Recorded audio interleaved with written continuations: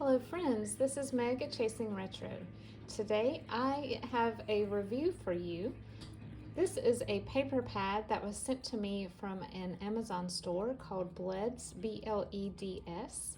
I will link their store below. Possibly may link this actual pad too, but most definitely will link the store.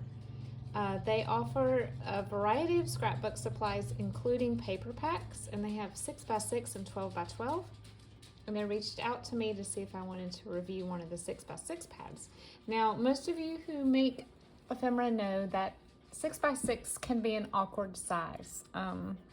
Not quite big enough to use as a page in a standard size junk journal, but obviously you may be able to use a lot of the paper for ephemera for putting inside of your journals.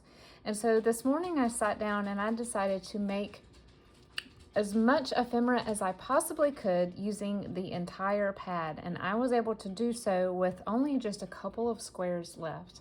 I was super stoked that I was able to do that, and I am going to show you today the results of what I was able to get out of this 24 pack sheet set. Okay. So I gleaned ideas that I've sort of put on the back burner for a while, things I had not tried yet. I learned from a variety of YouTube makers by just putting in YouTube searches for what to do with the 6x6 paper pad. A lot of the videos and tutorials I used were things that I had saved previously because I knew that I wanted to go back and do them eventually, and today was that day. There are just too many people that I found ideas from to list, but just know that there is a wealth of tutorials and good ideas out there to help you. So the first two things I made were just standard tags, and one is a skinny tag, and then I used an offcut from another project and did a little tuck right here, a little side tuck. I put a little bit of sari silk on both of them, and then this is a little pocket tag.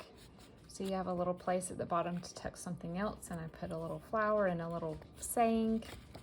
And I also used another one of these triangles to make a tuck on the back.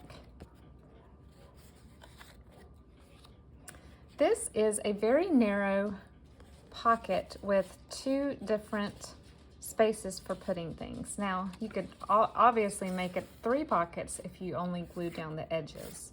Or you don't have to glue this down at all. You could put this in your junk journal with a paper clip and just take it out and have a floating pocket. It's journaling space on the back, so it'd be perfect for that.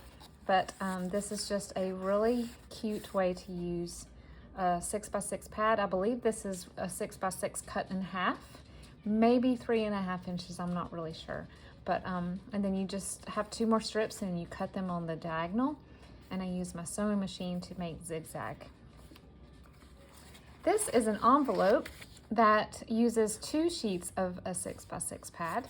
So as you can see, one of the sheets is folded pretty widely to go up, flip onto the back, and the other one is folded a more narrow fold, and that goes underneath. And so you kind of overlap them like this.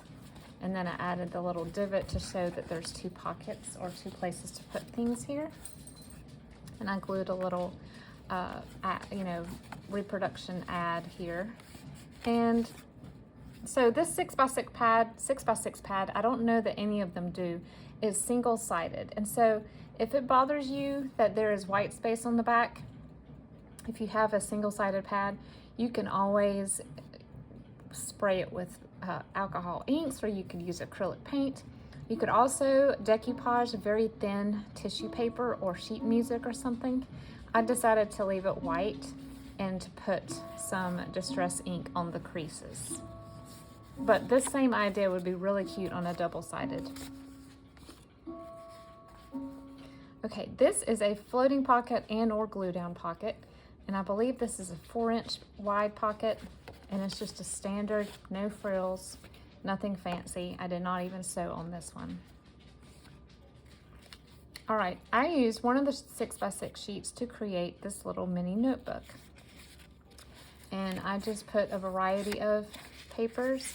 I rounded all the corners, and I used my sewing machine to stitch down the middle, and then I covered it over with some lace that wrapped around the edge. And then added, this is actually cut out from another scrapbook pack. Just fussy cut some flowers. Most everything in here is from this paper pad, but there are a few things like this that I used from my stash. This is a little teeny tiny envelope that I just think is precious, and I wanted to leave it plain Jane. I think it's cute just as it is. I love little flowers with just the circle. I think that is just so adorable and so childlike. It's like a little rosebud. So this idea kind of came to me. It's sort of a Franken paper, but it's just a way to make a tag or journaling card with two narrow long strips. And I just slightly overlapped them and did a zigzag stitch all the way down, easy as pie. And then I distressed around the edges. Now I did decorate some of these things, as you'll see, but I did leave a lot of them unembellished, just because I do like to use them as is sometimes. But I'm also putting this stuff in my stash as, you know, possibly maybe I'll pull this out for a sewing journal, and I'll do a little collage of some sewing pattern tissue and a sewing lady here. So it just gives me the freedom to do that later. This is one of my favorite pockets to make. It's a tiered pocket. Tons of tutorials out there on how to do these, and then I just sewed around the edge. This again could be glued down, or it could be a floating pocket. This is a tracing paper pocket. So I just made a rectangle, and then I didn't use a template. I measured 1.5 inches in on all 4 sides on the back, and I drew a rectangle, and I used my craft knife to cut it out. I don't have a die cutter or anything like that. If you had one of those, it would be a lot easier. You could do circles or whatever. And then I just glued this piece of tracing paper down and then sewed around the outside and the inside. And you can glue it down on 3 edges. And so anything that you put in here obviously would be visible.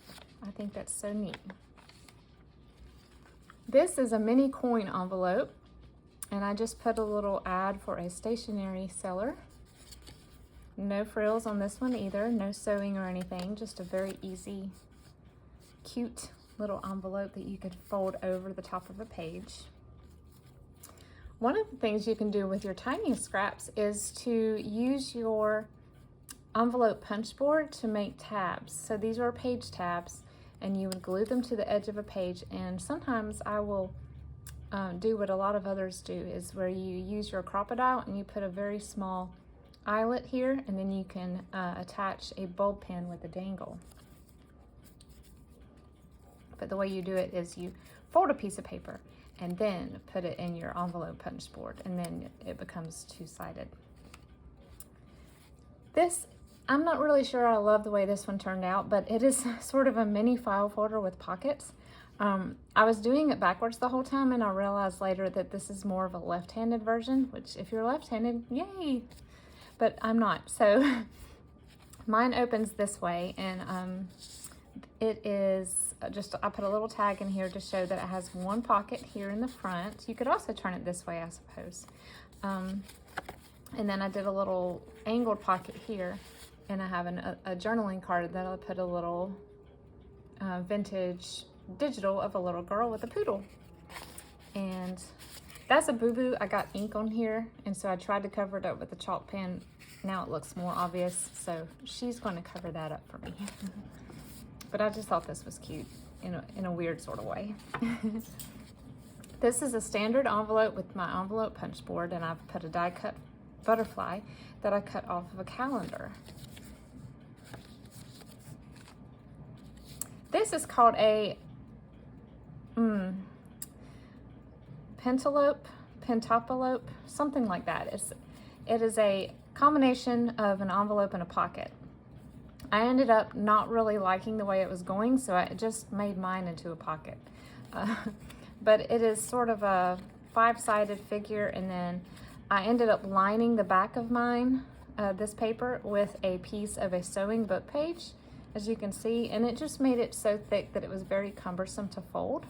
So if you do that, I recommend using something much thinner like tissue paper. But you could glue this down, or you could just have this floating and put something in here. This is just a regular mini file folder, nothing fancy about it. It's just adorable. Both of these ideas I got from Diane at Shawcraft 1. This is a little mason jar. I wish I had a piece of twine that matched better, but it only had red and white. But you get the idea. It's just a little mason jar, and you can use it just as a little embellishment or a tuck spot. This is a book plate. I watched a tutorial by Treasure Books, and she made these, and I thought they were beautiful. I used brads to adhere the top layer on, and I have embossed paper, and I ripped one of the paper pad pieces, and I put it on another paper pad piece with some lace and sewed all of that down. This is called a Rita Donnelly flip, and you glue on the back of these two sides, and then you can flip up for journaling space and use it as also a corner tuck spot in a journal. And I just used my butterfly punch and put some little butterflies on here. This is a belly band that if you have a very short or not very tall journal, you could put it this way, but if you have a standard size journal, you could put it horizontally. And this is just two of the paper pad pieces, and I used my edge punch to make a little design. This is a 3-tiered pocket turned sideways. So this could be glued down onto a page to put stuff in this way, or you could also use it as a floating pocket, or you can turn it this way, even though my design looks better going this way. If you used a design that went either way, you could do a long, wide 3-tier pocket. And I've just done a little collage here with a sticker. I made a couple of tags. I was excited about these. These are just 2 different sheets. The first one, I sewed a little embellishment to them, and then I glued the top piece to the bottom piece. So you can also open this part, and you'll have this part as well, or you can glue the whole thing down. But I'm always looking for creative ways to use these die cuts by Tim Holtz, and I think this one is a Hobby Lobby. So I thought these turned out great. I love the way the colors work here. Then I did something I've never done before. I made a little house. So this is like a scrappy house, I guess you would call it. I sewed around all of the elements before I glue everything down. So I have a little door handle and a little heart and windows. I thought these looked like those Tudor style window panes. And then I just put a little circle, and I made sort of a crazy roof. You could also add a chimney, but this would also just make a great tag or a journaling spot, or a decoration for a page that you want to cover over.